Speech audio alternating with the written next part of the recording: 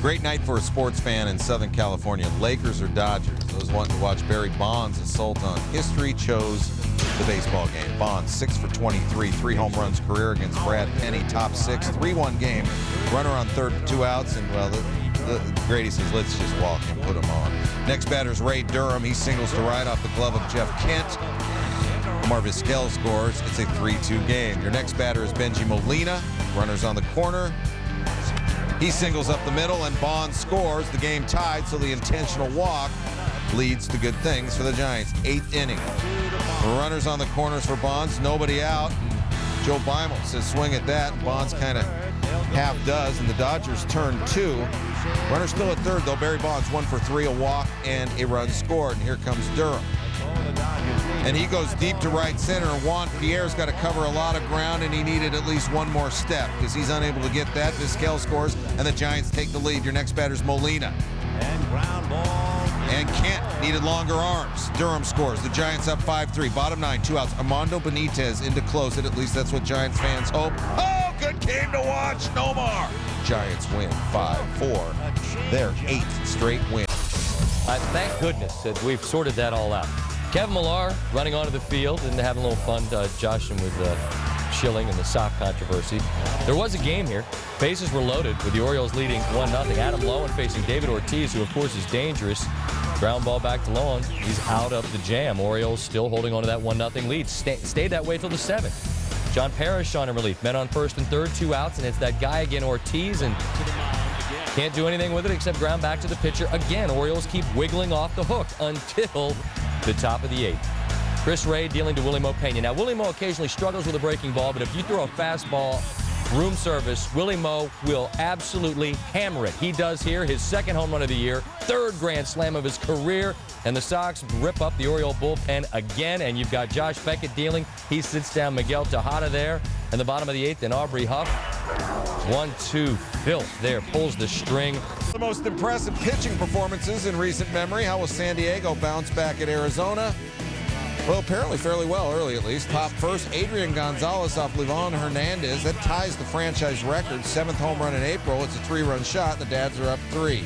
Leading off, bottom of the 4th, Tony Clark off Chris Young. And that's deep. It's into the pool and picnic area. Clark's 4th of the year. He looked like the regular pool boy. Brought his lunchbox, and he munched on Young pitching. Bat scratch fever for Clark, who hits another in the 6th. It's 6-3 Diamondbacks. Top 8, Padres down 3. And it's Mike Cameron with 2 outs. And well, there's Clark again, and the Diamondbacks, they win it. 7-4 is your final. The world champions would just like to win one home series this year. And that's Skip Schumacher. He got an unexpected start. Chris Duncan conked his head, had to get a bunch of stitches, was stuck in traffic 15 minutes before the game, so Skip said, Schu, go do your thing. With the Cards down 4-0, they keep falling behind early. Schumacher double. It's now 4-1. Now the base is loaded in the 5th. But Schumacher said, when you don't get too many starts, you want to do something. Well, he did something. Brings in a couple here. It was 4-3. Cards tied it in that inning at 4-4. Bottom 6 now. Adam Kennedy lines a double down the right field line. Scott Spezio comes in to score 6 Cardinal doubles. They go ahead 5-4. Ultimately, they win the game 7-5. See your Reds, Cardinals, Rays, you Astros, Pirates. They played 16 on Wednesday night. Day game Thursday. That's like doing the 1A and then doing scam. Top 6, Astros up 1, bases loaded, no outs. Brad Osmus. Freddie Sanchez says, nah, don't try and score on me.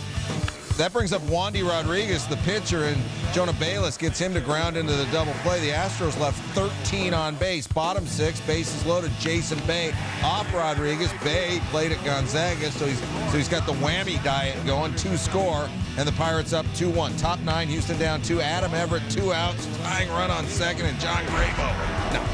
Pirates escape. 5-3 win, but if it's against the Astros, maybe it's not an escape because Pittsburgh. Minnesota's lost 4 in a row. A 5th would drop them to 500. Scary moment here. Bottom 2, Zach Greinke hits Hunter in the face. You see Hunter, for a moment, he thinks he wants to go out to the mound, thinks better of it, spitting up blood. Greinke said, I just felt bad about it. He's a good guy. Everybody knows that. Take another look, and you can see, obviously, as a pitcher, that's a horrifying thought, and especially even worse if you're a batter. It gets Hunter in the grill, 3 stitches in the mouth. He did not return. 7th inning, scoreless. There were 25 stranded base runners in this game. Emil Brown With runners in the corner, a flare to shallow left. Jason Bartlett makes a nice grab and quickly gets to his feet to throw out Reggie Sanders to end the inning. Kansas City 0 for 11 with runners in scoring position. Bottom 11, 2 on for Mike Redmond. 3 of the Twins' 8 hits in the game came in this inning, and Redmond brings home Justin Morneau. Twins win 1-0.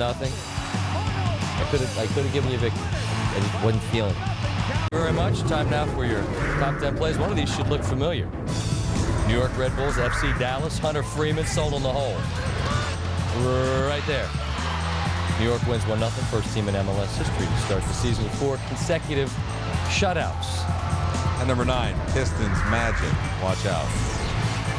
Howard, whoa! He nearly jumped over the glass. Dwight Howard got the highlight. The Pistons got the win. That they did. Mark Teixeira to left.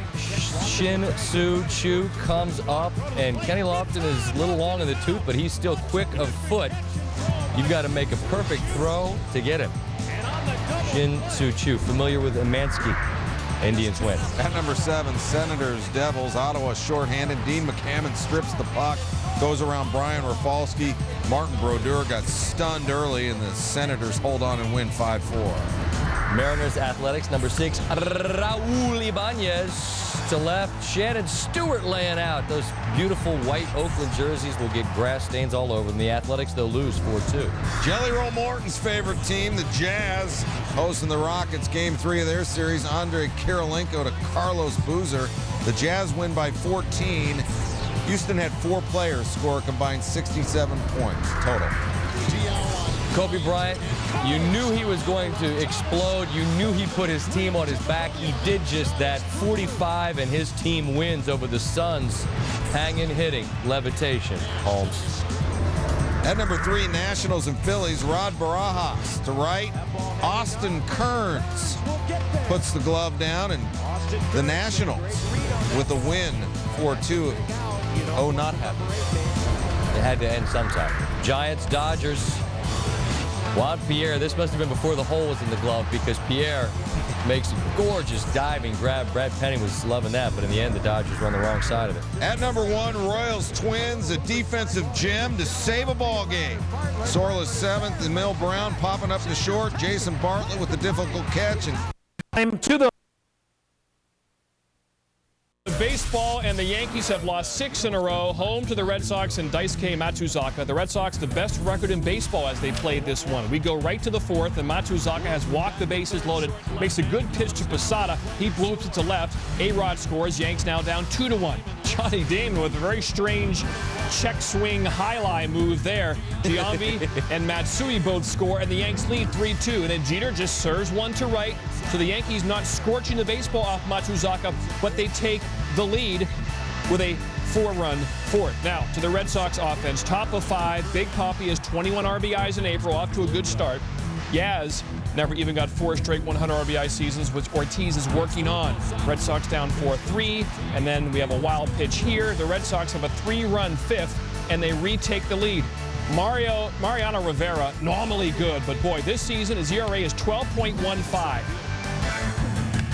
You saw Lowell, you saw Veritek, you see Coco Crisp, and the Yankees have lost 7 in a row for the first time since 2000. Giants, after all, San Francisco has won 8 in a row. They have Barry Zito going for this one against the Diamondbacks, and of course Barry Bonds. And look out, soft one from Doug Davids, hits him in the right scapula. Chance for Ray Durham to come through, but Davis strikes him out. And then here we go. The IWs, the IBBs are going to start for Barry Bonds. So it's up for Ray Durham to make the other team pay. And as you can see, he doesn't do it again. To the 5th again. IBB, IW, whatever you want to call it. Intentional walk. Another chance for Durham. Oh boy, he strikes out on the softy. Ray, your thoughts? Oh, not quite like Bo Jackson. He did break it, but not fully. Top of 9, here they go again. They walk Bonds, another chance for Durham. Come on, Ray. All right, unless he hits, you'll see that the rest of the year. And as a result, the Giants' winning streak is over. Diamondbacks win. Who got the vibe? It's the Tribe, y'all. Cleveland has won 5 in a row. Josh Barfield in a big spot taking on the Oriole bullpen. In the last 2 games, technical term, they've been 5 1/3, ERA almost 12, bases loaded. Barfield a liner. Trot, Nixon, Johnny Peralta come in to score, and the Indians take a 2-1 lead. Still bottom 6, 2 out, runners on first and third. Grady Sizemore deep to center. Corey Patterson has made a bunch of good grabs this year. That ain't one of them. And Grady can flat out fly inside the park home run. The Indians went up by a 5-1 score. They hold on to win 5-4. Waltz won 9 straight decisions. Houston just happy to be playing anybody not named the Pittsburgh Pirates. Top 3, Astros up 1-0. J.J. Hardy can do nothing with that heat. Top 4, Brewers have got the bases loaded, 2 outs. Craig Counsell, a ball is a run. A 93-mile-an-hour fastball that has popped up is the end of the inning. That's more than a pop. That's not a pop-up. It is the end of the inning. 7th inning, runners on second and third for Counsell.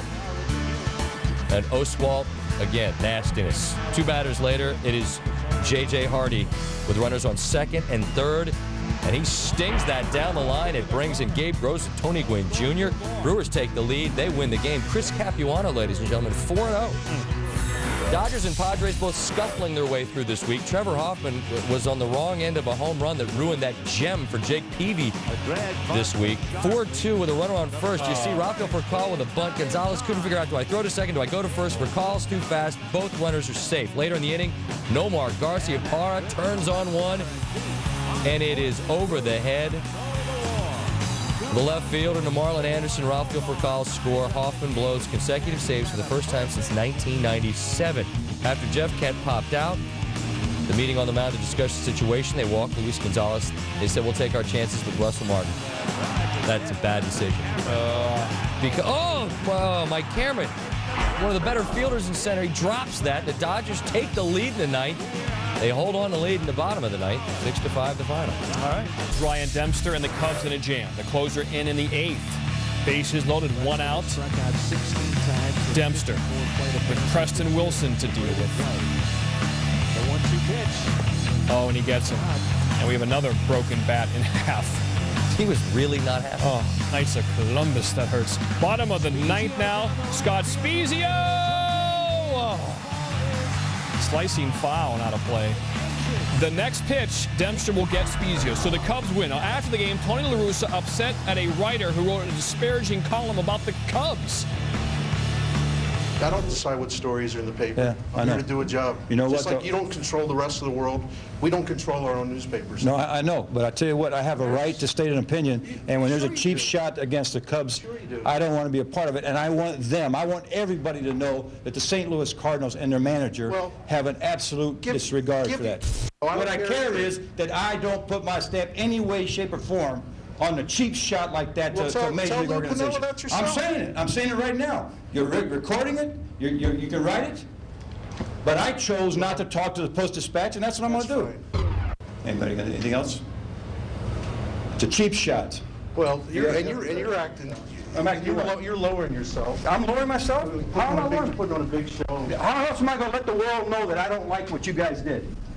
Well, why do you need to let the world know? Why? Because they came into our town playing our ball club. That's why. If you have a problem, and we're associated with it. I get very uncomfortable in this situation. Yeah, just put my fingers in my ears and la la la la la la la la. All right, Braves and Rockies, and let's get back to some baseball highlights and some beautiful play on the field. Andrew Jones, 3-run homer, career homer, 346 already. He's like 18. Braves up 6-1 to the 9th. Braves had 17 hits in this game, a season high, but last few days have been very nervous Nelly for Bobby Cox. Here comes old Bob Wickman. It's 9-4 with Garrett Atkins, 3-run double, and the Rockies now trail 9-7. Same score. Oh boy, Matt Holliday, one of the best right-handed hitters in baseball. However, Jeff Francoeur saves the day. Holy shnikes. Wow. Braves hold on to win 9-7. I stopped paying attention to that game too early. I hate confrontations. The Mets have won 13 of 14 with the Nationals. You see, the Nationals haven't scored in the first inning this season. 22 games, league record, and it's all over. Austin Kearns, ladies and gentlemen, has gotten the Nationals on the board in the first. Kearns said, glad it's over. You think so, Doctor? They lead 3-0. We go to the ninth. The Mets are trailing in this one now 4-3. Chad Cordero facing Carlos Beltran. Beltran takes strike 2. Complains to Larry Vanover that he called time. Well, Randolph intervenes, tries to calm down his guy. Step away. Deep breath, focus. 2 pitches later, Beltran pops up. That's it. That's all. Nationals bullpen, nice. 3 2/3, allowed 1 run, and they have scored in the first inning, and they have won another baseball game there. 8. Have won 4 of 5. Charles Fuqua-Manuel has the Phillies heading in the right direction. Bottom 8, it's a 4-3 game. Jimmy Rollins hits his 9th home run of the year. That leads the National League. Chase Utley would follow with one a batter later, and the Phillies led 5-4, and they hand the ball to Tom Gordon. Eric Reed led off the top of the 9th with a double. Cody Ross brings him home. Bucci just saying, tough week for closers. Absolutely. The game is now tied at 5. Third blown save for Gordon, but bottom 9, bases loaded, nobody out. Carlos Ruiz facing Randy Messenger. Hanley Ramirez can't get it. Michael Bourne comes in to score. Oh, happy day. The Phillies have won again. All right, back to baseball. Twins, Tigers. Joel Zumaya this year not really been very effective. Batters hitting .349 off him. Trying to protect the lead for Nate Robertson, who pitched well. There's Mike Redmond. With runners in scoring position. He's catching and batting third for Joe Mauer in this game, and he comes through again. Bartlett, Punto score, and that ties the game at 3. Now, we mentioned Mauer getting this one the night off, but no, we're going to pinch hit with the bases loaded, and he'll bloop one in there off Zumaya. So again, Zamaya's struggles continue. Mauer, no home runs this year, but hitting .373, and the Twins win it for Jesse Crane in relief. These plays, they're all Army strong. They're the top plays. And I tell you what, Dallas Mavericks, this is your wake-up call, buddy boy. The Golden State Warriors are not afraid of you. They match up well with you, and they can do that. Jason Richardson, up, hangs, hits. Warriors pound Dallas. They're up 2-1. Number 9, Kevin Kuzminoff believes he has a hit. Andre Ethier says you'll get nothing and like it. I don't believe it. Really? Really? Dodgers win. They're in first place. How about Colt the Dodged? Billy Bawdy. Colt Nost, he goes to Southern Methodist. He's an amateur, all right? And he's playing the Byron Nelson. And Lord Byron would have approved. He's the first amateur to make the cuts in Justin Leonard in 1993. The kid's playing his behind off. Yeah, he's 5 back of Luke Donald. All right, Raptors and Nets, and Vince against the Raptors, normally bad. But Friday night, he brought it, and Jason Kidd had 19 assists. Nets won. This is just a bad job out of me. I should have given you this one. This is Maxim Afenagenoff getting blasted by Ryan Callahan. It's playoffs. That's what you're supposed to do. Former Wolfpack pride, Jim Schoenfeld. There you go. Man of the hour. Angels, White Sox, Rob McCoyak, and Eric Ibar. That's very nice. But the Angels lost 7-3. They're just rancid on the road this year. 1-8. Bulls Heat. Andres Nocioni gets his shot kicked, but kids at home never quit on the play. A reminder, especially this playoff time of the year, do not bring that Kool-Aid to a grown man's party. The Bulls going to Miami and win. Nationwide tour. Chris Barilla on the 9th. He's got about an 8-iron. Stoink, Splu. Useful. He's tied for 6th despite the Uno. Useful. If there's ever an and one tour in hockey, Drew Stafford's hot sauce. Between the legs, Thomas Vanek with a goal. Vanek at the disco. Number 1! Brady sucks one high in the air. Deep center. Patterson on the track at the wall. He leaps. Can't make the catch. DeLucci scores. Here comes Barfield. He'll score. Flying around third is Sizemore. He's digging for home. It's an inside the park home run for Grady Sizemore. Unbelievable. Houston this year, they got to try to beat some other teams, and they would. Jason Bay and the Confluence 9, don't you know? This is a gap shot, or as they call it in Pittsburgh, a gap shot. They had 3 in the first, and that's more than enough for Ian Snell. If you do not know about Ian Snell, get familiar. His ERA at the end of this game, 1.59. Jim Tracy said this guy's becoming something special. Ask Adam Dunn. He struck out 3 different times. Snell gets another victory. The Pirates are 11-10. I thought they might be decent this year. 11-10.